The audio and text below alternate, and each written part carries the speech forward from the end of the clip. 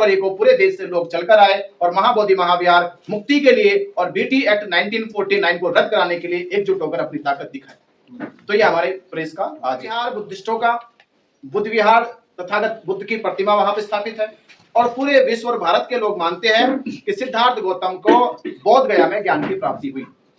जब 6 जुलाई 1949 में कमेटी बनाई गई, अनागारिक धम्मपाल के प्रयासों से जब पूरे देश में यह क्रांति खड़ी हुई तो 6 जुलाई 1949 में कमेटी बनाई गई। तो कमेटी में जहां कमेटी बुद्धिस्टों को लेकर, बौद्ध भिक्षुओं को लेकर बननी थी, वह कमेटी महंत को लेकर और 4 हिंदुओं को लेकर बनाई गई, जिसमें नाम मात्र के लिए 4 बुद्धिस्ट भी नाम जोड़ दिए गए। 4 बुद्धिस्ट केवल उस समय सदस्य के तौर पर रखे गए, जबकि सारा कार्यभार या तो गया जिले के डीएम के हाथ में था या उसके बाद महंत के पास। महाबोधि महाविहार मुक्ति आंदोलन जो 12 फरवरी 2025 से बोध गया से शुरू हुआ और बुद्ध पूर्णिमा 12 मई 2025 तक वह प्रोटेस्ट लगातार चलता रहा। आंदोलन में मोड़ आया जब प्रशासन ने वहां ये कहकर एक माहौल खराब किया कि भारत पाकिस्तान का युद्ध चल रहा है, सीमाओं पर अशांति बनी हुई है, तो अपना धरना स्थगित कर दिया। आंदोलन के कुछ साथियों ने वो किया और वहां से थोड़ा सा आंदोलन हमारा बिगड़ा और बुद्ध पूर्णिमा के दिन उन्होंने हमारे ऊपर मुकदमा दर्ज करके जेल भेजा। 68 दिन जेल में रहने के बाद फिर संपूर्ण महाराष्ट्र में यात्रा निकाली गई। धम्मध्वज यात्रा संपूर्ण महाराष्ट्र के अलग अलग जिलों से होते हुए छत्तीसगढ़, कर्नाटक, मध्य प्रदेश और उत्तर प्रदेश और 1-2 प्रोग्राम उत्तराखंड में लगाए गए। बिहार में चल रहे आंदोलन से एक खबर जब पूरे देश में फैली, 134 साल से महाबोधि महाविहार की लड़ाई लड़ी जा रही है। 134 साल में सरकार ने बुद्धिस्टों की ये आवाज को अनसुना किया। पूरे विश्व में किसी भी धार्मिक स्थल के साथ या किसी धार्मिक संस्था के साथ ऐसा अन्याय नहीं हुआ जैसा भेदभाव महाबोधि महाविहार कमेटी में किया गया। बुद्ध विहार बुद्धिस्टों का बुद्ध विहार तथागत बुद्ध की प्रतिमा वहां पर स्थापित है और पूरे विश्व और भारत के लोग मानते हैं कि सिद्धार्थ गौतम को बोध गया में ज्ञान की प्राप्ति हुई। जब 6 जुलाई 1949 में कमेटी बनाई गई, अनागारिक धम्मपाल के प्रयासों से जब पूरे देश में यह क्रांति खड़ी हुई तो 6 जुलाई 1949 में कमेटी बनाई गई। तो कमेटी में जहां कमेटी बुद्धिस्टों को लेकर, बौद्ध भिक्षुओं को लेकर बननी थी, वह कमेटी महंत को लेकर और 4 हिंदुओं को लेकर बनाई गई, जिसमें नाम मात्र के लिए 4 बुद्धिस्ट भी नाम जोड़ दिए गए। 4 बुद्धिस्ट केवल उस समय सदस्य के तौर पर रखे गए, जबकि सारा कार्यभार या तो गया जिले के डीएम के हाथ में था या उसके बाद महंत के पास था। कमेटी का विरोध तब से शुरू हुआ और लगातार विरोध चलता रहा। भंते सुरेश ससाई नागार्जुन जी ने इस आंदोलन को फिर शुरू किया और उनके उस आंदोलन से कुछ छोटे बड़े अमेंडमेंट किए गए, पर लड़ाई हमारी अमेंडमेंट के लिए नहीं थी, बल्कि बीटी एक्ट रद्द करने की लड़ाई थी। और ये फिर से तीसरी बार आंदोलन 12 फरवरी 2025 को शुरू हुआ और जिसकी आवाज पूरे देश के बुद्धिस्टों के कानों तक पहुंची, बहुजन समाज के कानों तक पहुंची और भगवान बुद्ध में अपनी श्रद्धा और विश्वास रखने वाले तमाम उन अनुयायियों तक पहुंची जो भगवान बुद्ध को अपना शास्त्र मानते हैं, अपना मार्गदर्शक मानते हैं। ये मानते हैं कि हमारे जीवन में सुख, शांति और करुणा और वैज्ञानिक दृष्टिकोण जो आया है वह भगवान बुद्ध की वजह से है। उन लोगों तक जब ये आवाज पहुंची तो सब लोगों ने निर्णय लिया कि अगर बिहार सरकार हमारे आंदोलन को गैर कानूनी तरीके से मुकदमे लगाकर खत्म करना चाहती है तो हम पूरे देश में एक बड़ा जन मोर्चा खड़ा करेंगे। और वो शुरुआत हुई और देखते देखते आज पूरे देश से लोगों के आने का आह्वान 12 फरवरी 2026 के लिए हो चुका है। अब आप मीडिया बंधुओं से यही निवेदन है कि आपके चैनलों ने समय समय पर महाबोधि महाविहार की न्यूज दिखाई है, खबर बनाई है, देश के लोगों को बताया है कि किस तरह से पंडित पुरोहितों ने महाबोधि महाविहार में अतिक्रमण किया। बुद्ध जयंती, बुद्ध पूर्णिमा पर जहां भगवान बुद्ध की पूजा, प्रार्थना, वंदना होनी थी, वहां पर बिहार गवर्नमेंट के प्रशासन ने बिहार के राज्यपाल को बुलाकर शिवलिंग की पूजा कराई गई। इसको देश ने देखा कि किस तरह से धार्मिक अराजकता फैलाने के लिए, जहां बुद्ध की प्रतिमा है, जहां पूरा विश्व बुद्ध को वंदन करने के लिए आता है, उस विशेष दिन पर बिहार गवर्नमेंट ने राज्यपाल द्वारा शिवलिंग की पूजा कराई गई। ये सवाल बनता है कि बिहार गवर्नमेंट क्या अंधी थी? क्या उसको मालूम नहीं था कि बुद्ध जयंती है तो यहाँ बुद्ध की वंदना होनी चाहिए? पर वो तनाव पैदा हो, विवाद पैदा हो, इसलिए उन्होंने उस तरह का यो गैर धार्मिक या गैर कानूनी या असामाजिक कार्य किया, जिसका विरोध बड़े पैमाने पे मोर्चे निकाल के भी किया गया। आज हमारी बस यही मांग है कि अभी जब हिंदुओं को न्याय मिला सुप्रीम कोर्ट से, जब सिखों को न्याय मिला और देश के तमाम छोटे छोटे और भी धर्म संप्रदाय है उनको न्याय मिला कि उनका धार्मिक स्थल उनके प्रबंधन में रहे। सिखों का गुरुद्वारा सिखों के प्रबंधन में है, हिंदुओं के मंदिर हिंदुओं के प्रबंधन में है, ईसाइयों के चर्च ईसाइयों के प्रबंधन में है और मुसलमानों की मस्जिद मुसलमानों के प्रबंधन में है। उसी प्रकार बौद्धों को महाबोधि महाविहार का प्रबंधन क्यों नहीं दिया गया? जब ये एक्ट बनाया गया तब देश में संविधान लागू नहीं हुआ था, और जब संविधान लागू हो गया तो आर्टिकल 13(1) में ये कहा गया कि जो पहले कानून है अगर वो संविधान के इन किसी आर्टिकल या अनुच्छेद का कहीं उल्लंघन करते हैं या किसी व्यक्ति का प्रतिनिधित्व या उसका मौलिक अधिकार या उसका धार्मिक अधिकार कहीं हनन होता है तो पहले कानूनों को रद्द कर देना चाहिए। इसके बावजूद भी ये एक्ट जैसा का तैसा रहा। धार्मिक अल्पसंख्यक लोगों के अनुच्छेद 25 और 26 के अनुसार भी इस एक्ट को रद्द नहीं किया गया। यहां हमारी धार्मिक उपासना का हनन हुआ, क्योंकि महाबोधि महाविहार में भगवान बुद्ध की प्रार्थना वंदना से पहले वहां पुजारी अपना घंटा बजाता है, जो बुद्ध की शिक्षाओं के पूरी तरह से प्रतिकूल है, विपरीत है वो। तो हमारी मांग है कि फिर हमें कैसे, बौद्ध होने के नाते हमें धार्मिक आजादी मिली, क्योंकि हमारी आजादी तो सर्वप्रथम पहले वहां पुरोहितों ने घंटा बजा के छीन ली। तो यहाँ आर्टिकल 25 और आर्टिकल 26 का उल्लंघन हुआ, तो सरकार ने इधर भी ध्यान नहीं दिया। अब हमें फिर एक बात समझ में आई कि लोकतंत्र में कोई भी राजा हो वो फैसले सही और गलत के आधार पे नहीं लेता, बल्कि वह फैसले लेता है बहुमत के आधार पे। यानी संख्या किसकी तरफ ज्यादा है, पलड़ा किसका भारी है, बहुमत किसकी तरफ ज्यादा है, तो जिसकी तरफ उसे बल दिखाई देता है, ताकत दिखाई देती है, वो उधर झुक जाता है। तो हमने देखा यहाँ बात सही और गलत का कोई संबंध नहीं है। यहाँ कानून के आर्टिकल पढ़ाओ जाओ, यहाँ कानून की धारा पढ़ाओ जाओ, सरकार पे कोई फर्क पड़ने वाला नहीं है। तो यहाँ दिखानी होगी अपनी ताकत। ताकत आपने देखी, सरकार बिल लेकर आई, कुछ दिन हुए नहीं उसे, और सारे स्वर्णों में ऐसी आग फैल गई, उन्होंने सरकार का विरोध करा, सरकार के बिल का विरोध किया, और सरकार दूसरे तरीके से सुप्रीम कोर्ट को कैसे एकदम आंख खुल गई उसकी। यानी 134 साल से हम लड़ाई लड़ते आ रहे, दिल्ली में बड़े धरने हुए, बोध गया बड़े धरने हुए, तब सुप्रीम कोर्ट की आंख नहीं खुल रही है, तब सरकार की आंख नहीं खुल रही, और यूजीसी पे सुप्रीम कोर्ट की तुरंत आंख खुल गई। तो हमें समझ में यही आता है कि ये पहले आंदोलन हुआ, महाराष्ट्र में भी एक आंदोलन हुआ, मनोज जरंगे जी ने किया आरक्षण को लेके, तो उन्होंने मुंबई जाम करी, तो वहां पे भारत सरकार की आंख खुल गई। 2 अप्रैल 2018 में जब SC/ST एक्ट में जब अमेंडमेंट किया गया, तो जब शेड्यूल कास्ट के लोगों ने पूरे देश में भारत बंद किया, तो तुरंत भी सरकार की आंख खुल गई। तो हमें समझ में आता है कि यहाँ बहुमत से, ताकत से और आपका मजबूत प्रदर्शन से सरकार की भी आंख खुलती है और सुप्रीम कोर्ट की भी आंख खुलती है। तो ये निश्चय किया गया कि आने वाले आंदोलन का 1 वर्ष हो जाएगा, तो इस आंदोलन पे बड़ी संख्या में बुद्धिस्टों को एकजुट होकर दिल्ली में अपनी ताकत दिखानी होगी, और उस ताकत दिखाने के लिए आप सभी पत्रकार बंधुओं का सहयोग चाहिए कि 12 फरवरी को पूरे देश से लोग चलकर आए और महाबोधि महाविहार मुक्ति के लिए और BT एक्ट 1949 को रद्द कराने के लिए एकजुट होकर अपनी ताकत दिखाए। तो ये हमारे प्रेस का आज सभी को शुरुआत में नमो बुद्धाय, जय भीम। आज जिस विषय में हम इधर प्रेस कॉन्फ्रेंस कर रहे हैं, पूजा पंत विनय आचार्य जी, हमारे भाई जो नोटियाल जी, मनीष नोटियाल जी, इन्होंने अपना जो विषय के बारे में है सभी गंभीरता समझाई है। इस विषय की गंभीरता में और अन्य तरीकों से समझाने का प्रयास कर रहा हूँ। भारत के पंतप्रधान हो, भारत की सरकार हो या भारत का रिप्रेजेंटेटिव जब अंतर्राष्ट्रीय स्तर पे जाता है, तब हम विश्व को भारत ने भगवान बुद्ध का शांति का संदेश देते हैं। ये हमारे प्राइम मिनिस्टर का वक्तव्य अंतर्राष्ट्रीय स्तर पर रहता है। इतना अंतर्राष्ट्रीय स्तर पर बौद्ध विचारों की, बुद्धिज्म की मान्यता हम बताते हैं, लेकिन देश में रहते हुए बौद्धों को हम न्याय दे नहीं सकते। इस विषय की बहुत बड़ी गंभीरता आज हमें इधर समझने की जरूरत है।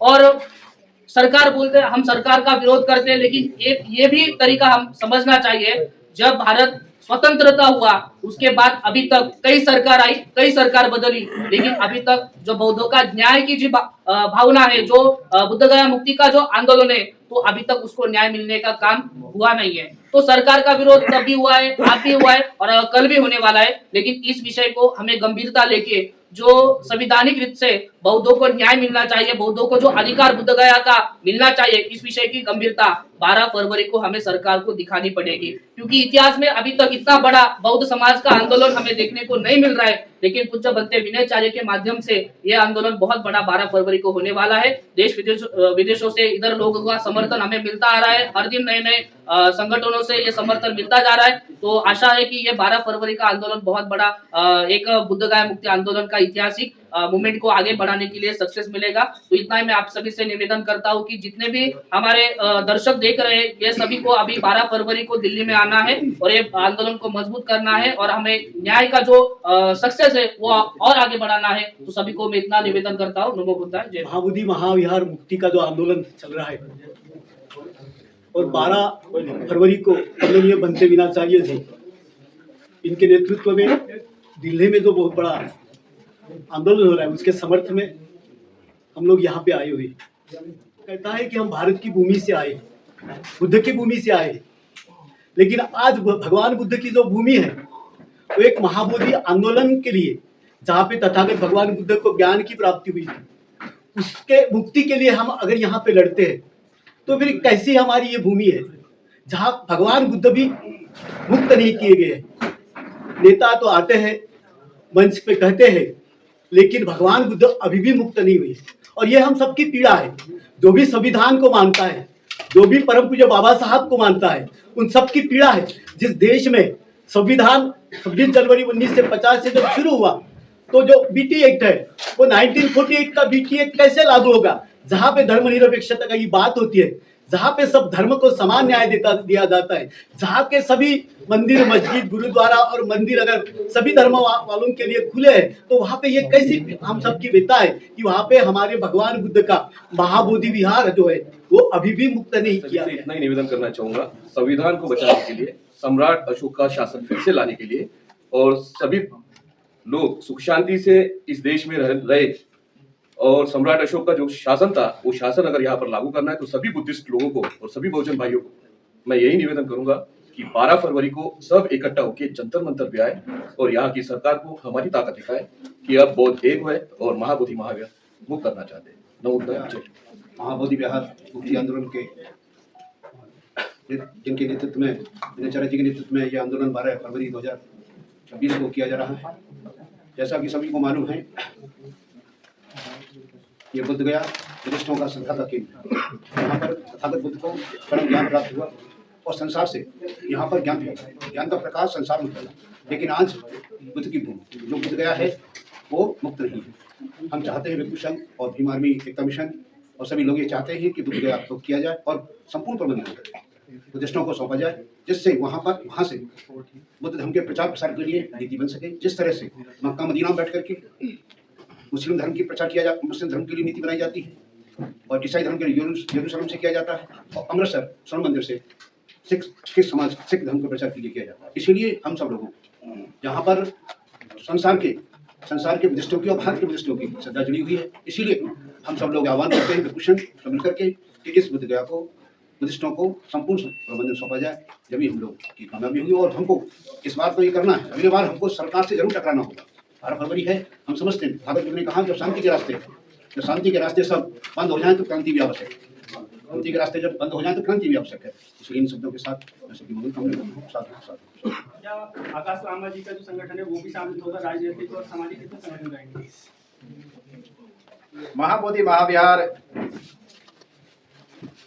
एक श्रद्धा और आस्था और विश्वास का केंद्र है और किसी की आस्था मेरे निमंत्रण से पैदा नहीं होने की, मेरे कहने से पैदा नहीं। हाँ, मेरी सूचना, मेरा काम सूचना पूरे देश में है। देश की तमाम राजनीतिक पार्टियों में रहने वाले बुद्धिस्ट बहुजन समाज के लोगों को भी है, सामाजिक संगठनों में काम करने वाले तमाम बुद्धिस्ट बहुजन समाज के लोग जो भगवान बुद्ध को अपना आदर्श मानते हैं और तमाम और भी गैर धार्मिक संगठनों में सभी लोगों को यह मैसेज चला गया कि 12 फरवरी को आंदोलन शुरू हुआ और 12 फरवरी को बड़ा आंदोलन जंतर मंतर दिल्ली में होने जा रहा।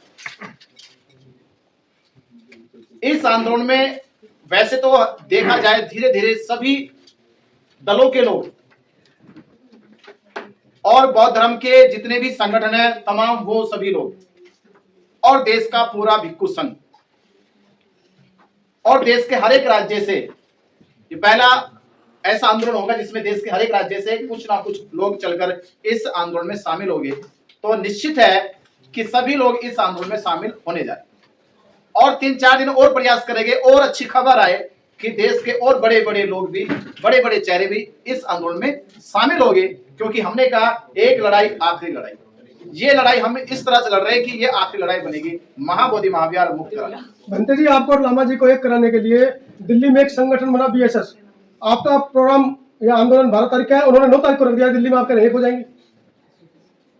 9 तारीख की ऐसी कोई जानकारी हमें है नहीं, बैनर चल रहे, हमें जानकारी 9 तारीख की नहीं है। बुद्धिस्ट समन्वय संघ जो पूरे देश का बना उसमें आपको 3-3 दिन अम्बेडकर भवन, मुझे जानकारी नहीं, पर एक ही जानकारी है कि 12 तारीख को देश से सबसे बड़ा आंदोलन जंतर मंतर पे होने जा रहा। हाँ, ये जानकारी तो आई है मुझे, मैं आपकी जानकारी के लिए बताऊं, ये जानकारी है और मुझे उन्होंने इनविटेशन भी भेजा है कि 14 फरवरी और 15 फरवरी को नौगुनी मुझे मिला इनविटेशन बीएसएस वालों का 14 फरवरी और 15 फरवरी को कि बनते जी हम एक नेशनल कोऑर्डिनेशन कमेटी की एक बैठक कर रहे हैं और उसमें आप विशेष आमंत्रित हैं। तो मेरा नाम उन्होंने कहा कि हमारा पूरा बीएसएस जहां जहां हमारी टीम है वो सब 12 तारीख को पहुंच रहा, समर्थन मिल रहा है और उन्होंने ये भी कहा कि हम जल्द ही आपको वीडियो जारी कर रहे हैं। तो उनका मैंने क्या कहा, अभी 1-2 दिन में बड़ी खबरें भी आएगी कि बीएसएस का भी पूरा समर्थन हमें 12 फरवरी को मिलने वाला। हो सकता है लामा जी भी वहाँ बोध गया छोड़ दिल्ली आना ही पड़ेगा क्योंकि पूरे देश से बहुत लोग दिल्ली पहुंच रहे हैं। नहीं, वो कह रहे थे लाखों लोग बुलाएंगे 1 फरवरी को, 150 आदमी नहीं पहुंचे। चलो वो उसका जवाब तो उनका काम